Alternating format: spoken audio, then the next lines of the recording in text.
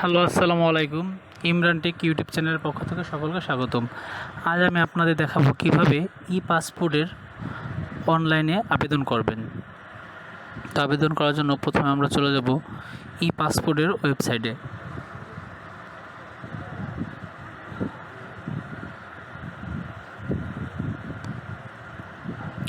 তো এখান থেকে আমরা অ্যাপ্লাই অনলাইন ক্লিক করব। তো এখান থেকে আমরা are you applying from Bangladesh, এটা আমরা ইয়েস করে দেব এবং সিলেক্ট ইউর ডিস্ট্রিক্টে আমরা আমাদের ডিস্ট্রিক্ট সিলেক্ট করে দেবো এবং নিচে আমাদের উপজেলা সিলেক্ট করে দেব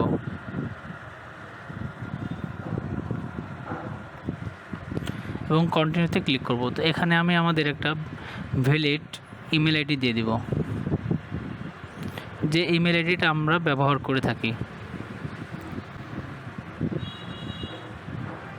এটা অবশ্যই যার পাসপোর্ট করবেন তার ইমেল আইডিটা দিলে ভালো হয়।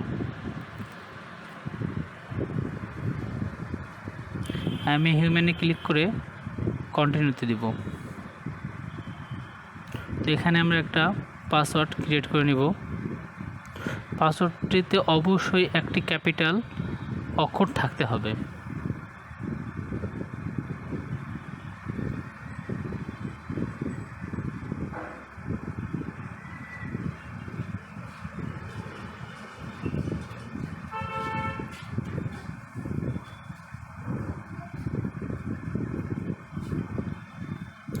এবং নিচে আমাদের নাম দিয়ে দেবো। তো আমরা প্রথমে গিভেন নেম দেখতে পারতেছি, এটা অপশনাল, তবে এটা আমাদের মূল নাম দিব এখানে, এবং সার নেমে আমরা আমাদের পদবীর নাম দিব।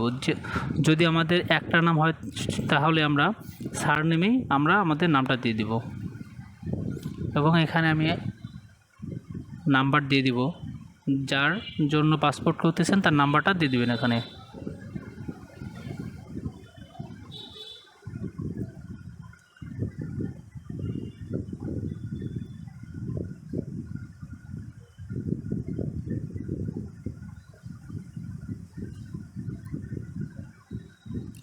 আমি হিউম্যানে ক্লিক করে ক্রিয়েট অ্যাকাউন্ট করলে আমাদের মেলে একটি ইমেল যাবে।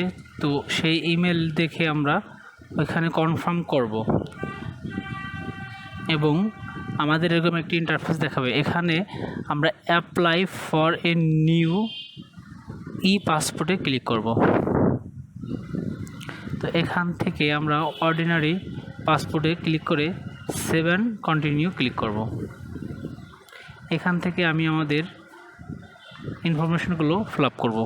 তো প্রথমে জেন্ডার দিব, যেহেতু সে মহিলা তো আমি ফিমেল দিয়ে দিলাম এবং এখানে তার প্রফেশন সিলেক্ট করব। তো সে যেহেতু মহিলা এবং হাউস ওয়াইফ, তো আমি এখানে হাউস ওয়াইফ দিয়ে দিব।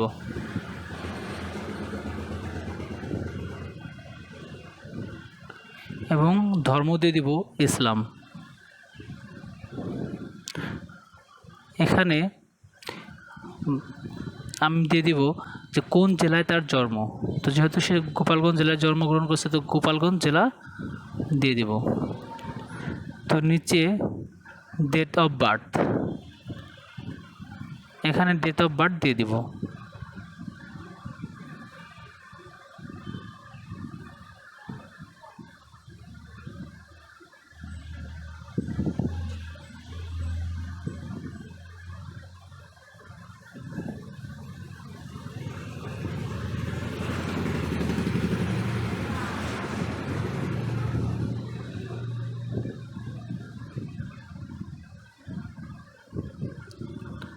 তো নিচে বাংলাদেশের জন্মগতভাবে সে সিটিজেনশিপ তথ্য বাই পার্ট দিয়ে দেবো এবং সেভ অ্যান্ড কন্টিনিউতে ক্লিক করব। এইখানে তার যেই ঠিকানা, সেই ঠিকানার ফর্মটা দিবে। তো ঠিকানার ফর্মটা আমরা ফিল আপ করবো। প্রথমে ডিস্ট্রিক্ট এবং এইখানে ভিলেজের জায়গায় তার গ্রামের নাম দিয়ে দিব।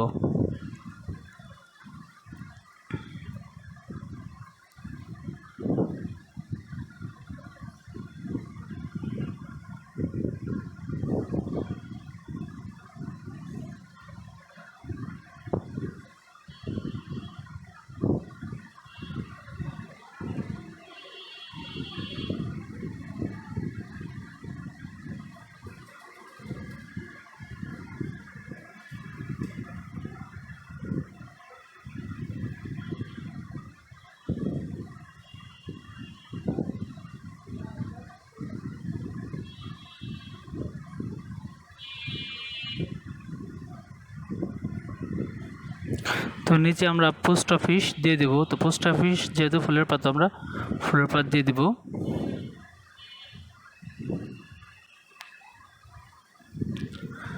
এবং এইখান থেকে উপজেলা সিলেক্ট করে দেব।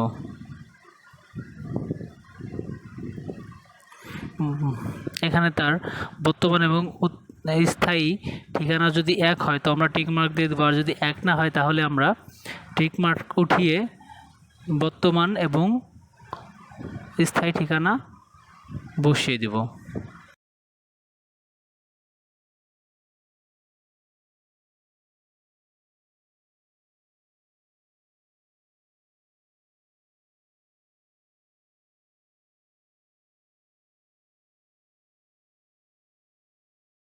পাসপোর্ট যে অফিস, সেই অফিসটা দেখাবে। তো আমরা সেভ অ্যান্ড কন্টিনিউতে ক্লিক করব। এইখান থেকে যেহেতু যদি আপনার আগের পাসপোর্ট থেকে থাকে তাহলে yes I have an machine electrical passport, এটাই ক্লিক করবেন। যেহেতু আমি যার জন্য করব তার এই পাসপোর্ট, কোনো পাসপোর্টই নাই, সো আমরা এখান থেকে দিয়ে দিব no I don't have any previous passport.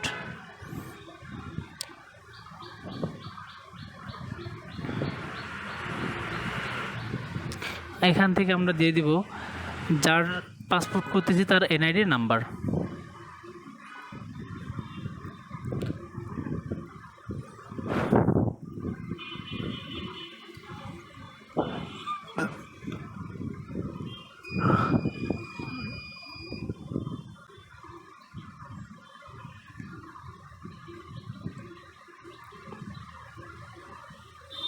And save and কন্টিনিউতে ক্লিক করব।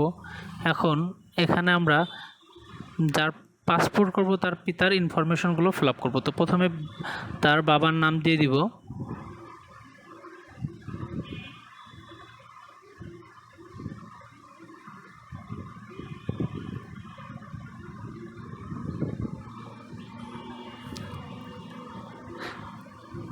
এবং নিচে আছে সিলেক্ট প্রফেশন। তো তার পিতার প্রফেশন, এখন সে যেহেতু বেকার বা রিটায়ার্ড পারসন, এই জন্য আমরা অ্যানাদার দিয়ে দেব।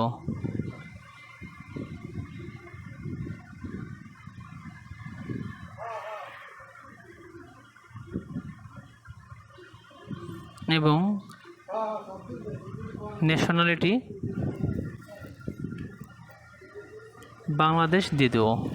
সে যেহেতু বাংলাদেশি নাগরিক, তো বাংলাদেশ দিয়ে দেব। তো এখানে তার মার ইনফরমেশন দিব। সো প্রথমে তার মার নাম দিব,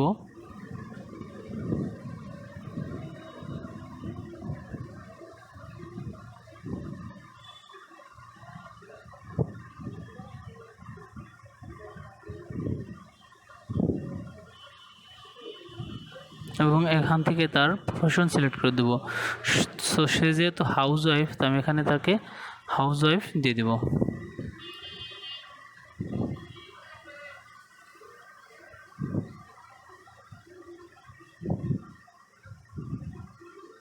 এখানে তার ন্যাশনালিটি বাংলাদেশ দিয়ে দেব।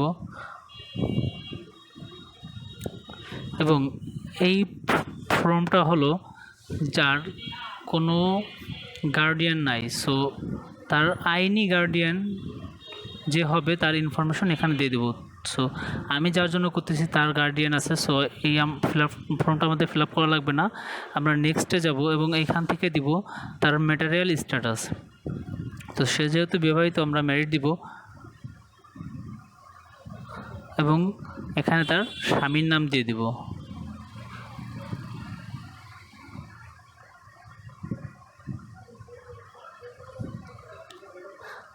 এবং তার স্বামীর পেশা এবং ন্যাশনালিটি দিব, এবং তার স্বামীর এনআইডি নাম্বারটা দিয়ে দিব।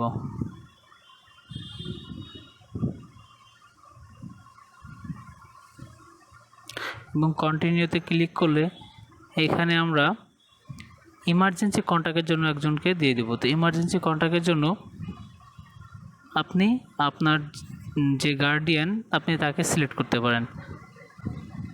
তো এখানে আমি তার স্বামীকেই দিয়ে দিলাম।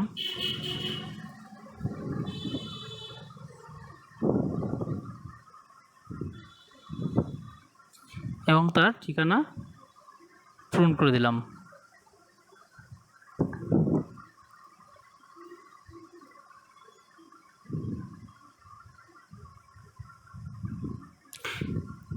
এখানে তার যেই এমার্জেন্সি কন্ট্যাক্ট করবে যার সাথে তার নাম্বারটা দিয়ে দিব।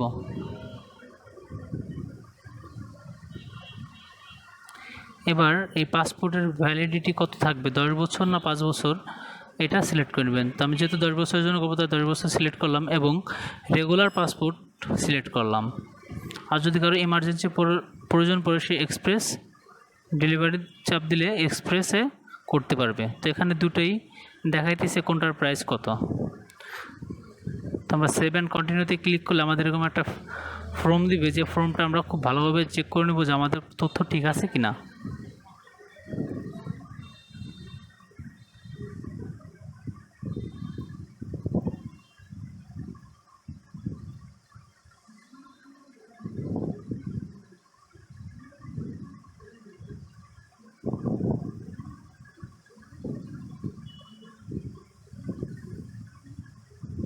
সব কিছু ঠিক থাকলে আমরা এইটাই টিকমার্ক দিই এবং কনফার্ম করে দিব।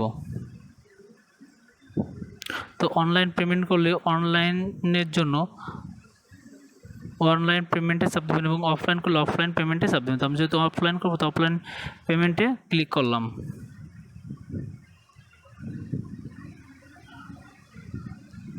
এবং আবেদন ফর্মটি ডাউনলোড করে নেব। Thank you.